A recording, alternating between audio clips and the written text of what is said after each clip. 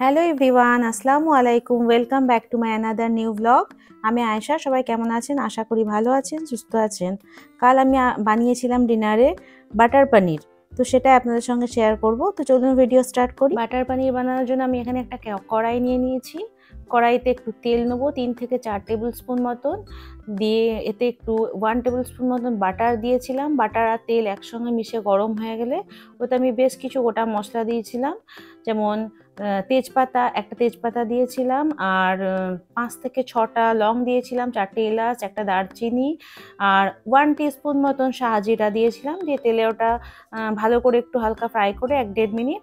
তারপর একদম বারিক কুচি কুচি পেঁয়াজ কেটে রেখেছিলাম, 2টো মিডিয়াম সাইজের পেঁয়াজ দিয়েছি এখানে।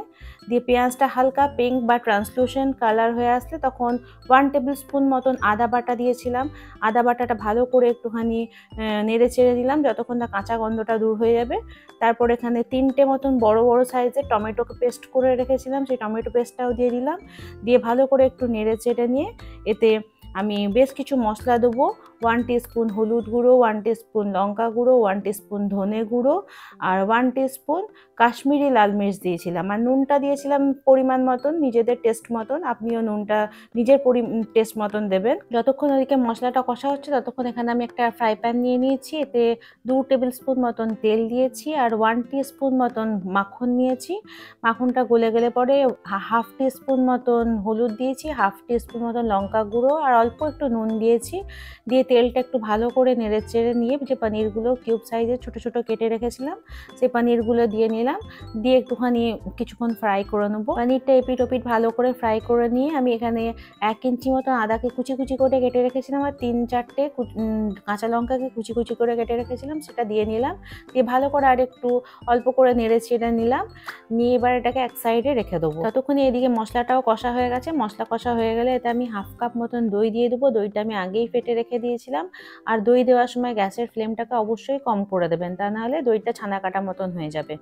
তারপরে দইটা দিয়ে ভালো করে নেড়ে চেড়ে মিশিয়ে নিলাম। মিশিয়ে নিয়ে তেলটা যতক্ষণ না সারফেসে চলে আসবে ততক্ষণ কষতে ছেড়ে দেবো।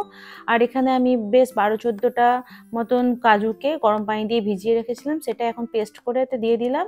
দিয়ে আর একটু নেড়ে চেড়ে নিলাম। তারপরে এখানে যে পনিরগুলো ভেজে রেখেছিলাম সেগুলোও মিলিয়ে নিলাম। ভেজে রাখা পনিরগুলো দিয়ে অল্প নেড়ে চেড়ে নেবো, ততক্ষণ কষে নেবো যতক্ষণ না উপরের সারফেসে তেলটা চলে আসে। তারপর আমি এখানে একটু 3 টেবিল স্পুন মতন ফ্রেশ ক্রিম দিয়েছিলাম। ক্রিমটা অপশনাল, আপনারা চাইলে স্কিপও করতে পারেন। আর যদি ক্রিম দিতে চান বা ঘরে ক্রিম না থাকে তাহলে ক্রিমের জায়গায় আপনারা ঘরে দুধের মালাই ইউজ করতে পারেন। এরপর আমি 1/2 টিস্পুন মতন গরম মশলা দিয়েছিলাম, একটু কাসুরি মেথি দিয়েছিলাম, 1 টেবিল স্পুন মতন অল্প একটু চিনি দিয়েছিলাম। চিনিটা স্কিপ করতে পারেন আপনারা না চাইলে। এরপর এতে একটু পানি দিয়ে দেবো। আমি ওই কাজু বাটার মিক্সার গ্রাইন্ডারটাতে যে লেগেছিল কাজু, ওতে একটু পানি নিয়ে বুলিয়ে ভালো করে দিয়ে দিলাম।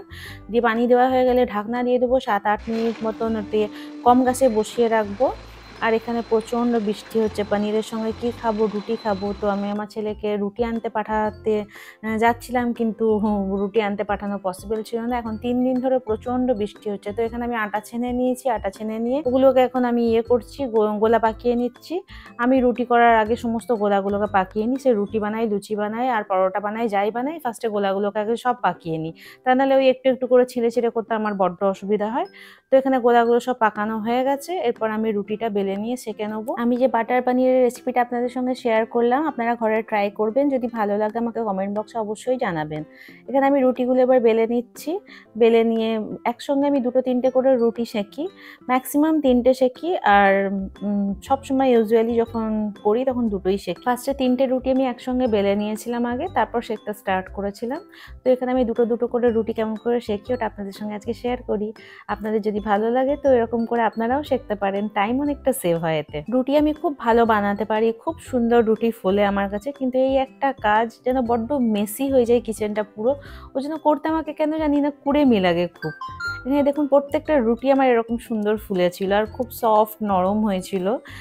আর রুটি করতে আর একটা কাজ করতে আমাকে খুব কুড়েমি লাগে, ওটা হলো আয়রন করতে। সবারই হয়তো এরকম ছোট ছোট একটা করে কাজ থাকে যেগুলো করতে ভালো লাগে না, তার মধ্যে আমার এই 2টো কাজ ভালো লাগে না।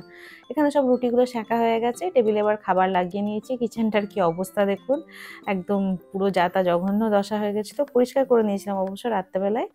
তারপর এখানে একটাই খালি তরকারি করেছিলাম, বাটার পনির, রুটি আর পেঁয়াজের একটু সালাদ বানিয়েছিলাম। তারপর আমরা ডিনার করে নিলাম। আমাদের সবাইকে তো খুব ভালো লেগেছিল। আপনারা বানাবেন, খাবেন, ফ্যামিলিকে খাওয়াবেন। কেমন লেগেছে বানিয়ে আমাকে কমেন্ট করে জানাবেন। তো আজকের ভিডিওটা আমি এখানেই শেষ করছি। ভালো থাকবেন, সুস্থ থাকবেন, আমাদের জন্য দোয়া করবেন। দেখা হয়ে যাবে নেক্সট কোনো ভিডিওতে। আর ভিডিওটা ভালো লাগলে লাইক করবেন, শেয়ার করবেন আর সাবস্ক্রাইব করতে ভুলবেন না please. Take care, bye bye, আল্লাহ হাফিজ।